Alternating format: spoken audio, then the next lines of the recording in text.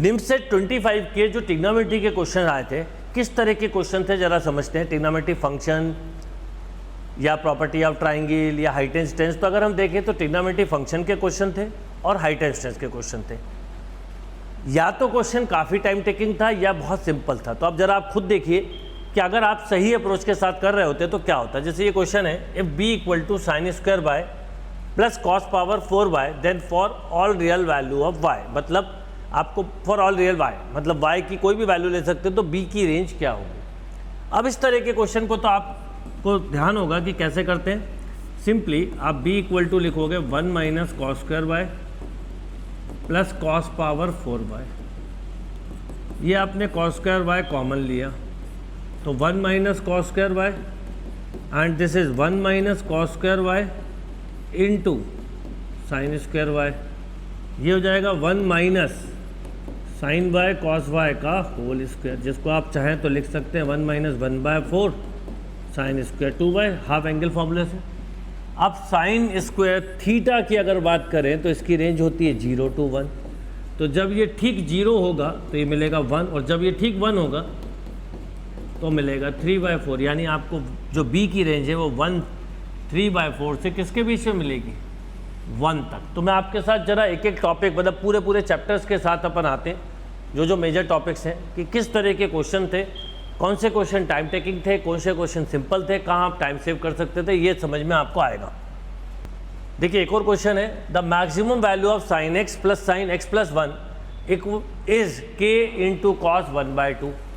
अब देखने में कई बच्चे को लगा होगा कि ये बहुत ही कॉम्प्लिकेटेड है, पर है बड़ा सिंपल, क्योंकि आप ध्यान दें तो ये मिला है k इंटू कॉस 1/2। ये जब भी आ सकता है cos 1/2 जब हम सी डी फॉर्मूला लगाएं। तो sine C plus sine D क्या होता है 2 sine C plus d/2 into cos C minus d/2। तो ये क्या हो जाएगा 2 sine C plus d/2 into cos C minus d/2, तो 1/2 बचा। तो अब आप ध्यान दो तो 2 इंटू साइन 2x प्लस 1/2 और कॉस 1/2। अब देखो कॉस 1/2 तो है, अब मैक्सिमम वैल्यू पूछिए तो साइन की मैक्सिमम वैल्यू 1 होती, तो 1 होती तो उस समय क्या मिला 2, तो k की वैल्यू क्या हुई बताइए, तो k की वैल्यू हो गई 2, राइट। अब देखिए एक क्वेश्चन ये भी था कि cos square 10 degree, cos 20 degree, cos 40 degree, cos 50 degree, cos 70 degree equal to alpha plus √3/16 cos 10 degree then 3 cos inverse. और एक क्वेश्चन ये था, ये 4 क्वेश्चन ट्रिग्नोमेट्री फंक्शन और इक्वेशन के थे। ये क्वेश्चन का अब देखो what is the general solution of the equation cot theta plus tan theta equal to 2। अब cot और tan का सम 2 जब भी हो सकता है जब थीटा π/4 हो। तो ध्यान दो ये π/8 है, ये π/6 है, दोनों π/4 है, पर 10 के लिए जो फॉर्मूला होता है वो nπ होता है। तो करेक्ट आंसर हो गया nπ प्लस π/4। तो ये 3 क्वेश्चन तो बहुत सिंपल थे। अब ये एक क्वेश्चन, ये 3 सिंपल थे और ये क्वेश्चन कैसे करना वो भी बताता हूँ, पर ये टाइम टेकिंग था। तो आपको पेपर में ये क्लियर होना चाहिए कि जो क्वेश्चन पहले कम टाइम ले रहे हैं उनको अटेम्प्ट करो, फिर बाकी के तो क्वेश्चन आप डिपेंड ऑन कितना टाइम बचता है। अब इस क्वेश्चन को ज़रा ध्यान से समझें तो देखिए क्या है, कॉस स्क्वायर 10 डिग्री, ठीक है, cos 20 degree, cos 40 degree, cos 50 degree and cos 70 degree equal to alpha plus √3/16 cos 10। देखो एक चीज़ तो बिल्कुल समझ लो, न्यूमरिक आंसर है, तो इसका मतलब है इस पूरे का रिजल्ट में एक कांस्टेंट टर्म होगा मतलब अल्फ़ा और एक होगा ये √3/16 कॉस थीटा, तो ये कैंसिल होगा। एक बात बिल्कुल क्लियर है। अच्छा इसका मतलब ये हुआ कि यहाँ स्क्वायर दिया फ़ायदा मिल जाएगा। तो हम इसको कैसे करेंगे देखिएगा, कॉस 10 को तो 2 बार लिख सकते हो आप लिखो कॉस 10, अब एक 50 भी ले लो साथ में और एक 70 ले लो। RHS की बात बाद में करते हैं। ये कॉस 20 और कॉस 40 को अलग लिख लिया, राइट।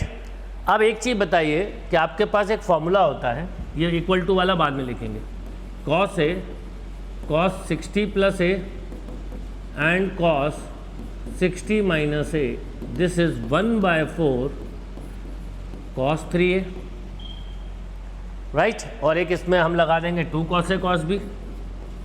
अब ये फॉर्मूले अगर किसी को याद है तो ये क्वेश्चन ज़्यादा टाइम नहीं लेगा। तो cos a plus b plus cos a minus b, तो हम लिखते हैं।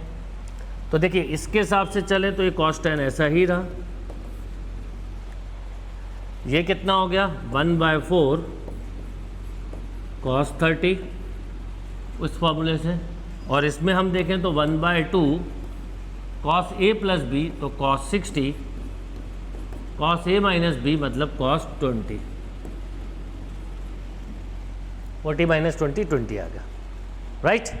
अब अगर आप पूरा ध्यान से देखें तो ये हो गया √3/2, तो 8 और ये 16, यानी √3/16 हमारे पास आया cos 10 डिग्री, और अंदर है 1/2 प्लस cos 20 डिग्री, राइट।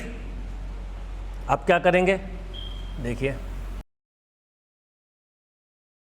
अब देखिए आपके पास एक तरह से क्या मिला था, हाँ ये आपके पास आ गया था √3/16 cos 10 degree 1/2 plus cos 20 degree, right. ये फॉर्मूला तो आप लिख ही चुके हैं। इक्वल टू जो है वो अभी हम बाद में लेते हैं। अगर मैं इसको पूरा मल्टीप्लाई करूं तो ये मिलता है √3/32 cos 10 plus √3/16 into cos 10 cos 20, right. इसमें एक बार फिर फॉर्मूला लगाते हैं, इसको तो ऐसे ही लिखा रहता है √3/32 cos 10 प्लस √3/32, नीचे एक बार 2 का डिवाइड कर दिया, 2 cos a cos b का, तो cos a plus b plus cos a minus b, तो cos 10। तो मेरे पास क्या आया बताओ, √3/32 cos 10 प्लस √3, और ये √3 फिर हो गया, तो 3/64 प्लस √3/32 cos 10। अब बेटा ये दोनों सेम है, तो ये थोड़ा सा टाइम टेकिंग तो था, तो √3/16 बचेगा क्योंकि जुड़ के 2 टाइम हो गया, cos 10 प्लस 3/64, राइट। इसका मतलब अब देखो मैं थोड़ा सा रफ कर रहा हूँ कि मेरे पास रिजल्ट आ गया 3/16 cos 10 degree plus 3/64 equal to alpha plus √3/16 cos 10 degree. अब ये आपस में कैंसिल, तो इसका मतलब अल्फ़ा क्या आ गया 3/64। पूछा था 3 अल्फ़ा इन्वर्स, मतलब आपसे पूछा था 3/अल्फ़ा, यानी 3/3/64, तो कितना आ गया 64।